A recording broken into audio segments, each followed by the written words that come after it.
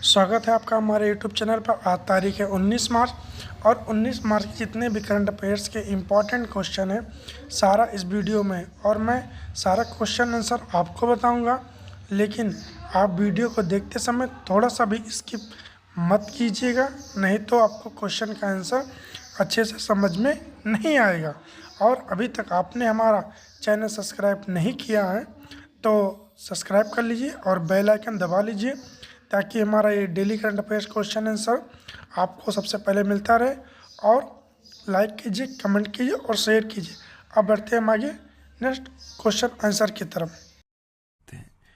पहला क्वेश्चन है, हाल ही में वैश्विक रिसाइकलिंग दिवस कब मनाया गया है?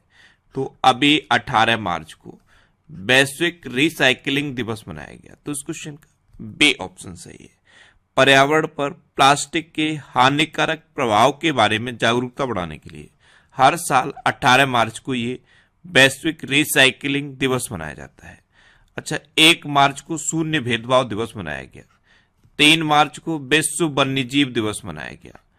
4 मार्च को राष्ट्रीय सुरक्षा दिवस और विश्व मोटापा दिवस मनाया गया। 6 मार्च को विश्व टेनिस दिवस मनाया गया। 8 मार्च को अंतर्राष्ट्रीय महिला दिवस और नो स्मोकिंग डे मनाया गया। 9 मार्च को विश्व किडनी दिवस मनाया गया। 10 मार्च को सीआईएसएफ का 54वां स्थापना दिवस मनाया गया। 14 मार्च को अंतर्राष्ट्रीय गणित दिवस और अंतर्राष्ट्रीय पाई दिवस मनाया गया। 15 मार्च को विश्व उपभोक्ता अधिकार दिवस मनाया गया। 16 मार्च को राष्ट्रीय टीकाकरण दिवस मनाया गया और 17 मार्च को वर्ल्ड स्लीप डे मनाया गया। तो मार्च में अब तक इतने इंपोर्टेंट डे मनाए गए हैं, ये आपको याद रखने हैं। अच्छा, आज की इस वीडियो का हम टारगेट रखते हैं 40 लाइक का। तो अगर ये वीडियो आपको अच्छा लगता है, हेल्पफुल लगता है, तब आप इस वीडियो को लाइक और शेयर जरूर किया करो। और मैं आपको भी बोलता हूं, डेली मॉर्निंग में उठकर सबसे पहले अपने लिए एक टारगेट फिक्स करो। चाहे छोटा सा ही टारगेट फिक्स करो, लेकिन डेली मॉर्निंग में उठकर सबसे पहले अपने लिए एक टारगेट फिक्स करो और फिर अपना पूरा दिन उस टारगेट को अचीव करने में लगा दो। आपकी लाइफ ऑटोमेटिकली अच्छी हो जाएगी। नेक्स्ट क्वेश्चन है, हाल ही में नेपाल के तीसरे उपराष्ट्रपति कौन चुने गए हैं? तो अभी राम सहाय प्रसाद यादव नेपाल के तीसरे उपराष्ट्रपति चुने गए। तो इस क्वेश्चन का सी ऑप्शन सही है। ये हैं राम सहाय प्रसाद यादव और यही नेपाल के तीसरे उपराष्ट्रपति चुने गए। अब नेपाल, तो ये है मैप में नेपाल। नेपाल की कैपिटल क्या है? काठमांडू। नेपाल की करेंसी क्या है? नेपाली रुपया। नेपाल की प्रेजेंट टाइम पे प्राइम मिनिस्टर कौन है? पुष्प कमल दहल। और नेपाल के अभी नए राष्ट्रपति कौन बने? रामचंद्र पौडेल, ये नेपाल के नए राष्ट्रपति बने हैं। नेपाल संयुक्त राष्ट्र के शांति निर्माण आयोग का सदस्य बना है। सीएसी राजीव कुमार को नेपाल के चुनाव के लिए अंतर्राष्ट्रीय पर्यवेक्षक के रूप में आमंत्रित किया गया था। और सार्क का हेडक्वार्टर नेपाल की कैपिटल काठमांडू में है। अच्छा, इंडिया और नेपाल के बीच में कौन सी डिफेंस एक्सरसाइज होती है? तो इंडिया और नेपाल के बीच में सूर्य किरण नाम की इंपोर्टेंट डिफेंस एक्सरसाइज होती है। नेक्स्ट क्वेश्चन है, हाल ही में किसे बीपीसीएल के अध्यक्ष और प्रबंध निदेशक के रूप में नियुक्त किया गया? तो बीपीसीएल यानी कि भारत पेट्रोलियम कॉर्पोरेशन लिमिटेड, इसके नए अध्यक्ष और प्रबंध निदेशक जे कृष्ण कुमार नियुक्त हुए हैं। तो उस क्वेश्चन का बी ऑप्शन सही है। ये हैं जे कृष्ण कुमार, यही बीपीसीएल के नए अध्यक्ष और प्रबंध निदेशक अपॉइंट हुए। अच्छा, बीपीसीएल, तो बीपीसीएल की स्थापना कब हुई? 1976 में। इसका हेडक्वार्टर कहां पे है? मुंबई में। और अब इसके अध्यक्ष और प्रबंध निदेशक तो यही नियुक्त हो गए हैं, जे कृष्ण कुमार। अभी एलआईसी के प्रबंध निदेशक के रूप में तबलेश पांडे को प्रमोट किया गया। टेक महिंद्रा ने मोहित जोशी को एमडी एंड सीईओ के रूप में अपॉइंट किया। से चेंजेस क्लाइमेट के भारत के राजदूत के रूप में श्रेया घोड़ावत को नियुक्त किया गया। एलआईसी का अंतरिम चेयरमैन सिद्धार्थ मोहंती को नियुक्त किया गया। और हिंदुस्तान यूनिलीवर लिमिटेड के नए एमडी एंड सीईओ रोहित जाबा नियुक्त हुए हैं। नेक्स्ट क्वेश्चन है, हाल ही में किस राज्य के मुख्यमंत्री ने 19 नए जिलों और 3 नए संभागों की घोषणा की है? तो अभी राजस्थान के चीफ मिनिस्टर ने 19 नए जिलों और 3 नए संभागों की घोषणा की। तो इस क्वेश्चन का सी ऑप्शन सही है। अब राजस्थान, तो ये है मैप में राजस्थान। राजस्थान की कैपिटल क्या है? जयपुर। राजस्थान के चीफ मिनिस्टर कौन है? अशोक गहलोत। और राजस्थान की गवर्नर कौन है? कलराज मिश्र। अच्छा, अभी भारत की पहली व्यवहार प्रयोगशाला राजस्थान के जयपुर में स्थापित की जाएगी। एमएसएमई औद्योगिक प्रदर्शनी और मेले का उद्घाटन कोटा में हुआ। 18वीं विश्व सुरक्षा कांग्रेस जयपुर में आयोजित की गई। कोटा में विज्ञान केंद्र और तारामंडल का निर्माण किया जाएगा। भारतीय सेना के दक्षिण पश्चिमी कमान द्वारा शत्रुनाश अभ्यास का आयोजन राजस्थान में किया गया। प्रधानमंत्री ग्रामीण आवास योजना में राजस्थान का झुंझुनू जिला टॉप पर रहा है। अच्छा, राजस्थान में सरिस्का नेशनल पार्क है, रणथंभौर नेशनल पार्क है, केवलादेव घाना पक्षी विहार है और मुकुंदरा हिल टाइगर रिजर्व है। नेक्स्ट क्वेश्चन है, हाल ही में तारक सिन्हा का निधन हुआ है, वे कौन थे? तो तारक सिन्हा ये द्रोणाचार्य पुरस्कार विजेता क्रिकेट कोच थे और अभी इनका निधन हो गया। तो इस क्वेश्चन का बे ऑप्शन सही है। ये थे द्रोणाचार्य पुरस्कार विजेता क्रिकेट कोच तारक सिन्हा, इनका अभी निधन हुआ है। नेक्स्ट क्वेश्चन है, किस राज्य के राज्यपाल ने प्राकृतिक खेती पर अंतर्राष्ट्रीय सम्मेलन का उद्घाटन किया है? तो अभी मणिपुर के राज्यपाल हैं अनुसुईया उइके। इन्होंने प्राकृतिक खेती पर अंतर्राष्ट्रीय सम्मेलन का उद्घाटन किया। तो इस क्वेश्चन का ए ऑप्शन सही है। अब मणिपुर, तो ये है मैप में मणिपुर। मणिपुर की कैपिटल क्या है? इम्फाल। मणिपुर के चीफ मिनिस्टर कौन है? एन वीरेन सिंह। और मणिपुर की गवर्नर कौन है? अनुसुईया उइके। अभी 5 दिवसीय यशांग उत्सव मणिपुर में मनाया गया।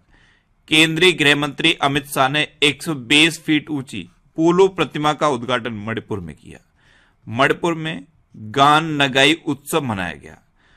पूर्वोत्तर ओलंपिक खेलों में मणिपुर लगातार दूसरी बार टॉप पर रहा है। अमूर फाल्कन फेस्टिवल का 7वां संस्करण मणिपुर में मनाया गया और खोंगजोंग दिवस ये 23 अप्रैल को मणिपुर में मनाया गया। नेक्स्ट क्वेश्चन है, हाल ही में किसे लक्सर ने ब्रांड एम्बेसडर के रूप में नियुक्त किया है? तो लक्सर राइटिंग इंस्ट्रूमेंट ने अभी विराट कोहली को अपने ब्रांड एम्बेसडर के रूप में अपॉइंट किया। तो इस क्वेश्चन का सी ऑप्शन सही है। ये है विराट कोहली और इन्हीं को लक्सर राइटिंग इंस्ट्रूमेंट ने अपने ब्रांड एम्बेसडर के रूप में अपॉइंट किया। कल मैंने आपको बताया था कि वायकॉम 18 ने महेंद्र सिंह धोनी को अपना ब्रांड एम्बेसडर बनाया। जियो सिनेमा के ब्रांड एम्बेसडर बने हैं सूर्य कुमार यादव। पेप्सी ने रणवीर सिंह को अपना नया ब्रांड एम्बेसडर बनाया है। यूनिसेफ इंडिया के बाल अधिकारों के एम्बेसडर आयुष्मान खुराना बने हैं। मिंत्रा ने रणबीर कपूर को अपना ब्रांड एम्बेसडर बनाया और प्यूमा इंडिया ने हरमनप्रीत कौर को अपना ब्रांड एम्बेसडर बनाया है। नेक्स्ट क्वेश्चन है, हाल ही में किसने इन्वेस्ट इंडिया के एमडी एंड सीईओ के पद से इस्तीफा दिया है? तो अभी दीपक बागला ने इन्वेस्ट इंडिया के एमडी एंड सीईओ के पद से इस्तीफा दिया। तो इस क्वेश्चन का बी ऑप्शन सही है। ये हैं दीपक बागला और इन्होंने ही इन्वेस्ट इंडिया के एमडी एंड सीईओ के पद से इस्तीफा दिया है। नेक्स्ट क्वेश्चन है, 2023 की दुनिया के महानतम स्थानों की टाइम सूची में किस भारतीय स्थान को शामिल किया गया? तो लद्दाख और मयूरभंज ये 2 भारतीय स्थान इस सूची में शामिल किए गए हैं। तो इस क्वेश्चन का सी ऑप्शन सही है। उपर्युक्त दोनों अपने खतरे में पड़े बाघों और ऐतिहासिक मंदिरों के लिए इन 2 स्थानों का चयन किया गया है। 2023 की दुनिया के महानतम स्थानों की टाइम सूची में लद्दाख और मयूरभंज इन 2 भारतीय स्थानों को शामिल किया गया। नेक्स्ट क्वेश्चन है, किसने Bipin the man behind the universe नामक पुस्तक लिखी है? तो ये रचना बिस्वात ने लिखी। जनरल बिपिन रावत पर बेस्ड ये बुक है, Bipin the man behind the universe. इसको रचना बिस्वात ने लिखा है। तो इस क्वेश्चन का बी ऑप्शन सही है। अच्छा, अभी डॉक्टर ज्ञान चतुर्वेदी द्वारा लिखित उपन्यास पागल खाना को व्यास सम्मान 2022 के लिए चुना गया। डॉक्टर कर्ण सिंह के द्वारा लिखित पुस्तक Mundaka Upanishad the gateway to eternity का विमोचन हुआ और as good as my word a memoir नामक पुस्तक के.एम. चंद्रशेखर ने लिखी है। नेक्स्ट क्वेश्चन है, हाल ही में ओईसीडी ने वित्त वर्ष 2023-24 में भारत की वृद्धि दर कितने प्रतिशत रहने का अनुमान लगाया? तो ओईसीडी ने 5.9% रहने का अनुमान लगाया। तो इस क्वेश्चन का सी ऑप्शन सही है। OECD, इसकी फुल फॉर्म याद रखिए, the organisation for economic cooperation and development, इसकी फुल फॉर्म आपको याद रखनी है। नेक्स्ट क्वेश्चन है, हाल ही में जारी वैश्विक आतंकवाद सूचकांक में कौन शीर्ष पर रहा? तो अभी वैश्विक आतंकवाद सूचकांक जारी किया गया, इसमें टॉप पर रहा है अफगानिस्तान। तो उस क्वेश्चन का बी ऑप्शन सही है, यानी कि पूरी दुनिया में सबसे ज्यादा आतंकवाद से प्रभावित देश है अफगानिस्तान। पाकिस्तान टॉप 10 में है और अपना इंडिया टॉप 25 में है।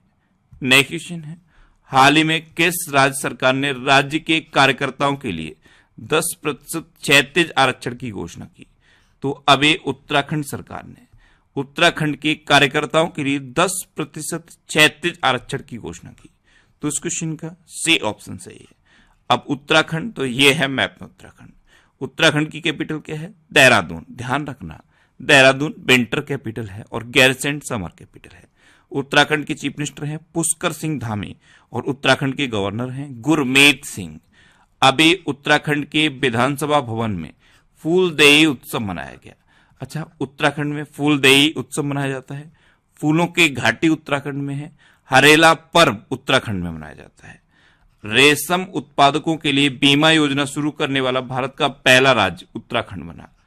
उत्तराखंड का पूरा ब्रॉड गेज नेटवर्क भारतीय रेलवे द्वारा विद्युतीकृत किया गया है। अच्छा, उत्तराखंड में जिम कॉर्बेट नेशनल पार्क है। ये भारत का सबसे पुराना नेशनल पार्क है। सबसे पुराना है इसीलिए इसका पूर्व नाम पूछ लिया जाता है। इसका पूर्व नाम है हैली नेशनल पार्क। उत्तराखंड में राजाजी नेशनल पार्क भी है। नेक्स्ट क्वेश्चन है, किस बैंक ने यूपीआई पर रुपए क्रेडिट कार्ड लॉन्च किया है?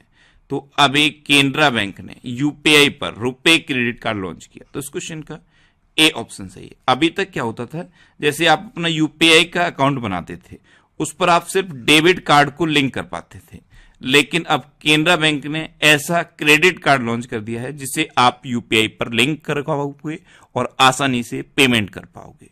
तो यूपीआई पर रुपए क्रेडिट कार्ड लॉन्च करने वाला पहला बैंक केनरा बैंक बना है। अब केनरा बैंक, इसकी स्थापना कब हुई? 1906 में। इसका हेडक्वार्टर कहां पे है? बेंगलुरु में। और इसके प्रेजेंट टाइम पे एमडी एंड सीईओ कौन है? के सत्यनारायण राजू। कौन है? के सत्यनारायण राजू। नेक्स्ट क्वेश्चन है, हाल ही में केंद्रीय रेलवे मंत्री ने भारतीय रेलवे के कब तक शुद्ध शून्य कार्बन उत्सर्जक बनने का लक्ष्य रखा है? तो हमारे रेल मंत्री हैं अश्विनी वैष्णव। इन्होंने 2023 तक भारतीय रेलवे के शुद्ध शून्य कार्बन उत्सर्जक बनने का लक्ष्य रखा। तो इस क्वेश्चन का सी